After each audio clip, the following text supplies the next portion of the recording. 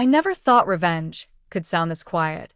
No shouting, no broken dishes, no slammed doors, just a silence heavy as smoke after a fire that's already burned everything down. My name's Daniel, 38. 3 months ago, I believed my marriage to Claire was untouchable.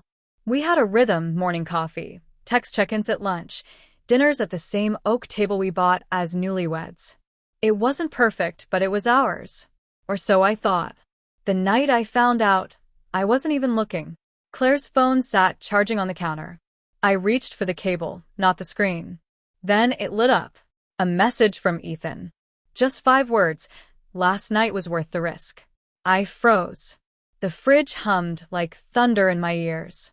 I didn't explode. Didn't even speak. I just stepped out onto the balcony, lit a cigarette I'd sworn off years ago, and watched the city glow like nothing had changed, except everything had. When she asked if I wanted dinner, I smiled. Sure, I said, voice steady as glass.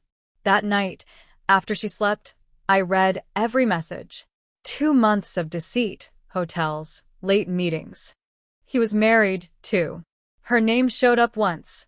Be careful. Emily almost found out. That name stuck, sparking something I couldn't ignore. The next morning, I buried myself in routine and started digging quietly. No fights. No drama. Just focus. Ethan's LinkedIn. His office. His wife's profile.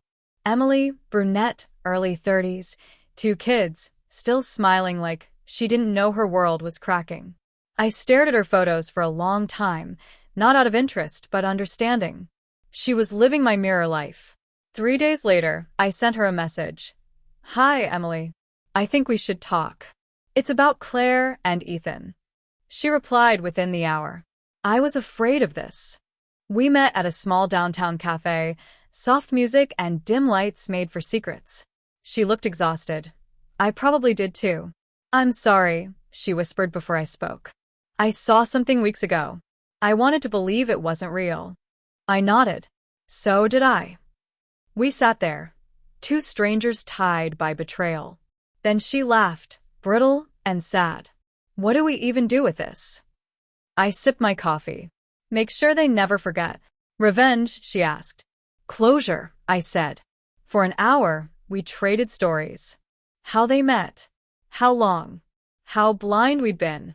She said Ethan claimed Claire understood him better. I told her Claire once called me boring. We almost laughed. It was pathetic how rehearsed their lines were. As we left, she said, there's something poetic about this, the betrayed finding comfort in each other. I smiled, unexpectedly. Maybe the universe has a dark sense of humor. We exchanged numbers. At first, it was just strategy when, how, who would confront whom. Then came longer messages. Her kids. Her sleepless nights. My silence, and the ticking clock judging me. A week later, she asked if I wanted dinner. Not to talk about them, she said. Just to breathe. I agreed. I earned a shirt for the first time in months. We met by the river, Italian place, candlelight soft as memory.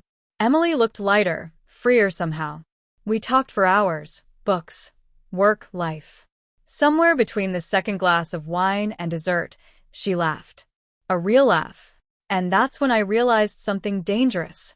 Revenge wasn't supposed to feel this warm. The next morning, sunlight spilled across the bed, my phone buzzing beside me. A message from Emily. Last night felt peaceful. Thank you. I stared at it before replying. Same here. Maybe we both needed that peace. It was a strange word for what we were doing.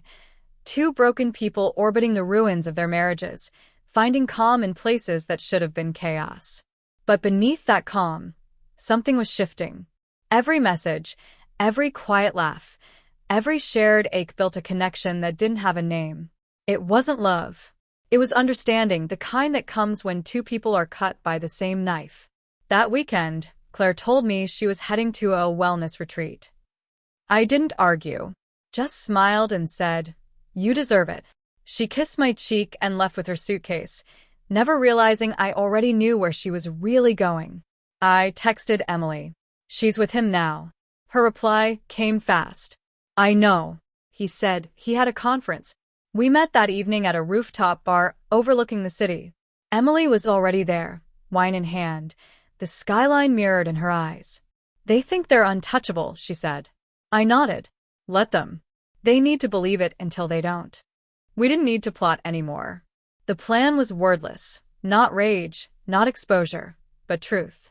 A reflection they couldn't escape. 2 nights later, Claire returned home glowing with false serenity. I helped her unpack, listening as she spun stories about meditation and detox juices. Every lie slipped effortlessly off her tongue. I didn't react. I memorized it. When she finally fell asleep, I opened my laptop and sent one email, a single photo from that rooftop bar. Emily and me smiling. No words. No context. Just sent to both Claire and Ethan. I didn't sleep. I didn't need to. By morning, my phone was chaos. Missed calls from Claire, messages from Ethan, even one from Emily's husband. I ignored them all. At 9:15, Claire stormed into the kitchen, her face drained of color.